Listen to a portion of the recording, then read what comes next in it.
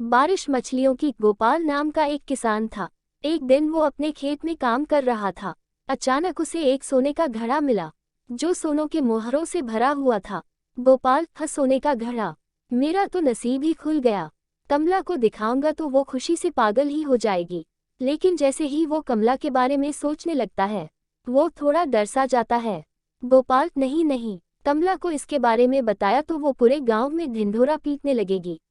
उसके पेट में वैसे भी कोई बात कहाँ पचती है। हुआ ऐसा कहते ही उसे अपनी पत्नी दिखाई देती है। कमला, हमारे खेत में सोने का हांडा मिला। हमारे खेत में सोने का हांडा मिला। गोपाल, अरे बाप रे, नहीं नहीं, ऐसा नहीं होना चाहिए। लेकिन मैं कमला से इस बात को छुपाऊंगा कैसे? इतने बड़े घड़े को तो मैं अकेले उठा के नहीं ले जा सकता। कुछ तो उपाय सोचना पड़ेगा। गोपाल ने उस घड़े को फिर से मिट्टी से ढक दिया और उसी बात पर सोचते हुए वो घर पहुंचा। कमला आज बड़े जल्दी घर लौट आए। गोपाल, मुझे जोरों की भूख लगी है, जल्दी से खाना परसो। कमला ने खाना परोसा, लेकिन गोपाल का ध्यान खाने में नहीं था।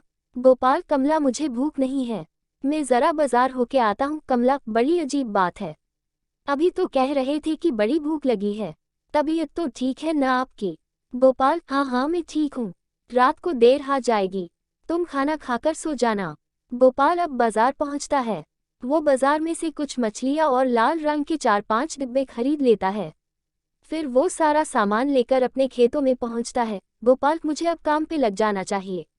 गोपाल अब उस लाल रंग को पानी में मिला देता है और पूरे खेत में उस रंग की सिंचाई कर देता है।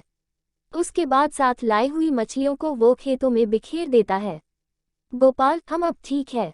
रात को बड़ी देर से वो अपने घर पहुंचता है। गोपाल, अरे ये तो सो गई। कमला, कमला उठो, कमला तुम्हें कुछ बताना है, अरे जल्दी यहाँ आओ। कमला, ओह क्या हुआ? आपको आने में तो बड़ी देर हो गई।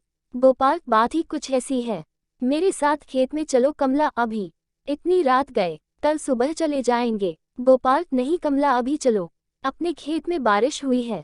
कमला, ये कैसे हो सकता है? यहाँ पर तो कोई बारिश नहीं हुई, आकाश भी साफ है। गोपाल, अरे पगली, वही तो बात है, बारिश सिर्फ हमारे खेतों में हुई है, वो भी साधारण बारिश नहीं, मछलियों की बारिश। आसमान से ढेर सारी मछलियाँ अपने खेतों में बिखरी पड़ी है। कमला, मछलियों की बारिश, आपकी तबीयत तो ठीक है ना? गोपाल, मैं बिल्कुल ठीक हूँ कमला, अब चलो मेरे साथ। हाथ में लालटेन लिए अब दोनों खेत पहुंचे। गोपाल, देखो कमला, ये कोई साधारण बारिश नहीं थी, आसमान से लाल रंग का पानी टपक रहा था। मैंने उस पानी को एक घड़े में भर कर रखा है। जब कमला ने खेतों में बिखरी मछलियाँ देखी तो वो हैरान हो गई।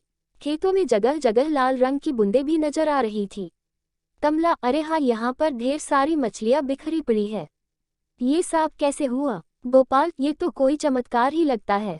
हम इस पानी से भरे घड़े को घर लेके जाते हैं, लेकिन ये बड़े राज की बात है, तुम ये किसी को नहीं बताना। कमला, मैं भला किसी को क्यों बताऊंगी? कमला की मदद से गोपाल वो सोने का मोहरों से भरा घड़ा घर ले आता है।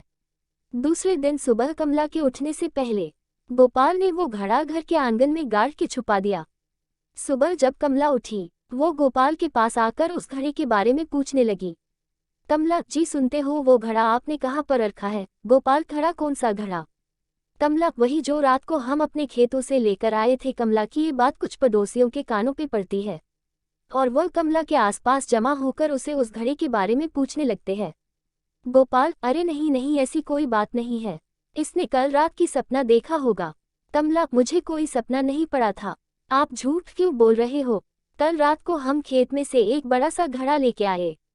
कल रात को? कमला, हाँ हाँ, कल रात को। पता है, कल रात को हमारे खेत में बड़ी तेज बारिश हुई थी, लेकिन कल रात को तो यहाँ पर कोई बारिश नहीं हुई। कमला, वही तो, बारिश सिर्फ हमारे खेतों में हुई थी, और वो भी कोई साधारण बारिश नहीं, आसमान से लाल रंग का पानी बरसा। और पता है, ढेर सारी मछलियाँ भी आसमान से टपक कर हमारे खेतों में गिरी। वो घड़ा उसी लाल रंग के पानी से भरा हुआ था। कमला की ये बात सुनकर वह जमे सभी लोग हंसने लगे। पड़ोसी, मछलियों की बारिश, ऐसे भी कभी कुछ हो सकता है भला? ये जरूर पागल हो गई है बहन, तुमने जरूर कोई सपना देखा होगा। चलो भाई, खाली पीली अपना समय बर्बाद हुआ। मछलियों की बारिश, पागल कहीं की। कमला, अरे रुको जरा, सुनो तो, मैं सच कह रही हूँ। अरे रे सुनो तो, सच में मछलियों की बारिश हुई थी। अरे आप तो कुछ बोलिए ना। गोपाल, मैंने तो पहले ही कहा था, तुमने कोई सपना देखा होगा। अब जाने भी दो कमला, जल्दी से मुझे नाश्ता दे दो, खेतों में जाने में देरी हो रही है। कमला, हम क्या सच में मैंने कोई सपना देखा है? हम अपनी पत्नी को पुटपुटा हुए अंदर जाता देख गोपाल मन ही मन मुस्कुराता है। राज की बात हमेशा राज ही रहनी चाहिए, नहीं तो वो राज क्यों कहलाएगा? हा हा हा।